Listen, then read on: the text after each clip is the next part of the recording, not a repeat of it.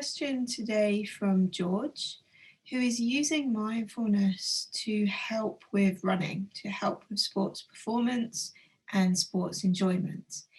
And George mentioned that he'd had the experience recently of running and finding himself doing a bit of a body scan, a bit of a kind of a tune in to my body and see where I really am.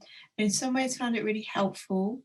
But when there was a slight niggle, found it quite difficult and sort of felt maybe I should come away from this.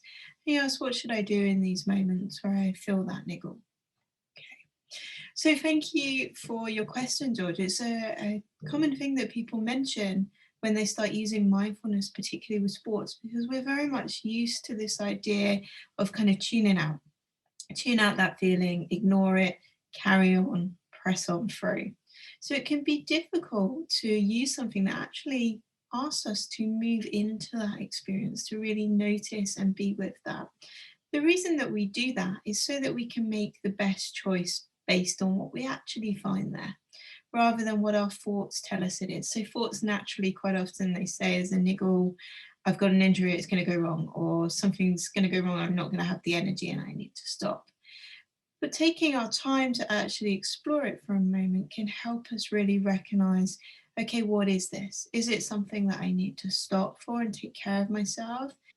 Or is this actually just a moment of fatigue that I can get through?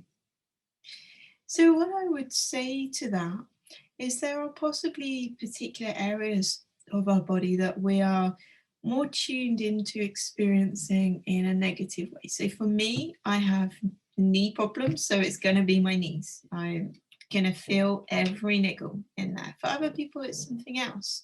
Perhaps it's your stomach that gets churned up when you run. Perhaps it's your feet when you've had problems before, or your back when you've had problems before. So, what I would say about these areas is to actually really practice in shorter distances, in shorter times, or less intense distances, less intense times. Times when you're actually just taking part in the sport for fun. So, for instance, it can be very difficult to bring attention to something that's hurting if you're running a race there or an event that you know is further than you've ever done before, or is coming up to the mileage of something that you dropped out of before, or you know you're a long way from home and there's nowhere that you can go.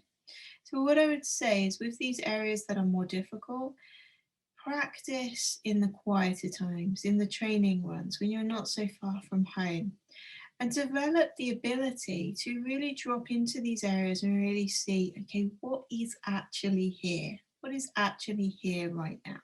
Because after all, if there is something serious there, the sooner you know about that, the better, because you can respond with skill rather than out of emotion. So it's a little bit like learning to drive. When you learn to drive, you practice on the quiet roads, you don't go straight into the city centres, and you build up your confidence and your skills and your experience, and then you go in the city centres or on the motorways when you feel confident to deal with it. So, what I would say is just keep practicing, but keep practicing in those quieter moments, perhaps with something like Tai Chi or Qigong or a kind of a gentle movement or even walking to really get up that skill of tuning into those areas. Okay, please do feel free to leave comments and questions, and I will see you for next week's Tuesday questions. Bye, everyone.